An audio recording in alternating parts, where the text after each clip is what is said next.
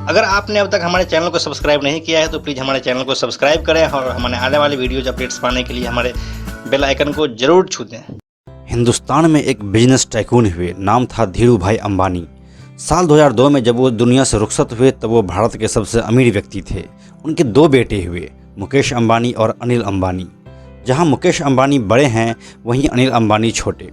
पिताजी के गुजर जाने के बाद दोनों भाइयों में रिलायंस बिजनेस एम्पायर का बंटवारा हो गया। मुकेश और अनिल दोनों भाइयों को बराबरी का हिस्सा मिला। जहां मुकेश अंबानी अपने सूझबूझ से अपने हिस्से के बिजनेस को बढ़ाते चले गए, वहीं अनिल अंबानी के साथ लगभग इसका उल्टा हुआ। आज आलम यह है कि अनिल अंबानी की कंपनी अब बैंकरप्सी के कगार तक पहुंच चुका है। ये सब कैसे हुआ? कैसे अनिल अंबानी जैसे अरबपति बिजनेस मैग्नेट से बैंकरप्सी तक पहुंच गया? आइए जानते हैं उसकी कहानी।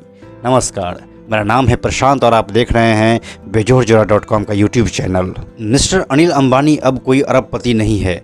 उनका नेटवर्थ पिछले 11 सालों में $42 बिलियन से गिरकर 0.5 बिलियन रह गया है। उनकी कंपनियां कर्ज से डूबी हुई है। उन्होंने कर्ज चुकाने के लिए कंपनी एसेट्स को भी सेल किया है। बीते कुछ सालों में उन्होंने big cinema, Reliance Big broadcasting, big magic को बेच दिया है।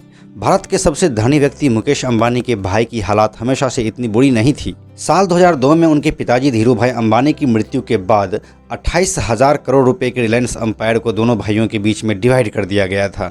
मुकेश अंबानी को ऑयल बिजनेस मिला, the RIL and the Indian petrochemicals. Anil Ambani को टेलीकॉम बिजनेस रिलायंस इन्फोकॉम मिला। उनको Reliance energy, Reliance capital, Reliance natural resources भी मिला। सब कुछ अच्छा चल रहा था। दोनों भाई जोरदार कदम से आगे बढ़े। अनिल ने कुछ और कंपनियां भी खरीदे, जैसे कि साल 2005 में उन्होंने एडलैब्स फिल्म्स और साल 2008 में उन्होंने स्टीवन स्पीलबर्ग की ड्रीम वर्क्स के साथ $1.2 बिलियन की डील भी साइन की। उन्होंने इंफ्रास्ट्रक्चर बिजनेस में भी एंट्री मारी। साल 2008 में फोर्ब्स के अनुसार मैराथन दौड़ के सुधी धावक अनिल की नेटवर्थ $42 बिलियन थी। उन्होंने सफलता के चरम को छुआ था, लेकिन 2014 में डिजास्टर ने धावा बोलना शुरू कर दिया। उनकी पावर और इंफ्रा कंपनियों ने बहुत ज़्यादा कर्ज लिया था और समय भुगतान का आ चुका था, लेकिन कारोबार सही से नहीं चला। उनकी अधिकतर कंपनियां घाटे में चल रही थी और इन्हीं वजहों से अनिल को मजबूरन कंपनीज की एसेट्स ड्यू चुकाने के लिए बेचनी पड़ी। उसके बाद सब कुछ अस्त की तरफ ही जाता दिखा। सबसे ज़्यादा आघात उनको फैमिली से ही हुई जब उनके बड़े भाई मुकेश अंबानी ने जियो की शुरुआत की। मुकेश अंबानी की 2016 में टेलीकॉम सेक्टर में एंट्री ने सारे वर्तमान के टेलीकॉम कंपनियां की नींव हिला दी।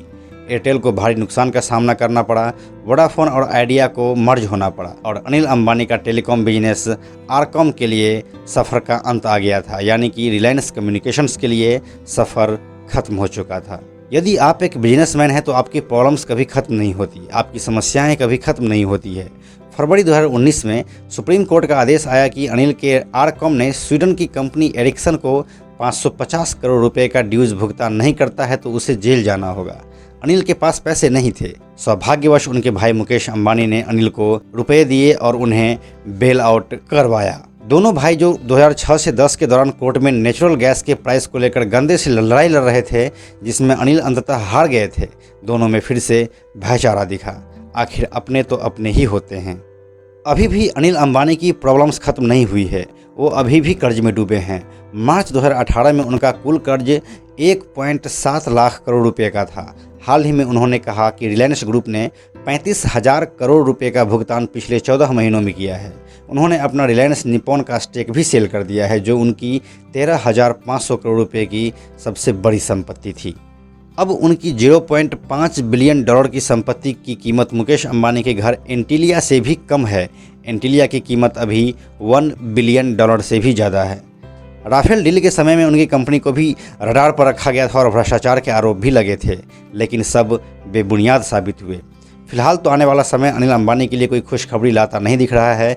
जैसे ही कोई अपडेट आएगा हम आपको ज़रूर बताएंगे। तो ये थी अनिल अंबानी की कहानी एक अरबपति की जिसका अब पतन हो चुका है। इस कोरोना वायरस महामारी के मद्देनज़र आप भी अपने घरों में रहें, बच्चों और बुजुर्गों का खास ख्याल रखें और अपने चारों तरफ सफाई और हाइजीन का खास ध्यान रखें। यह वीडियो अगर आपको पसंद आया तो इसे लाइक और शेयर ज़रूर करें। आने वाली वीडियोज़ के लिए बेजोड़ा को सब्सक्राइब करके बेल आइकन को टच करना ना भूलें। Thank you so much.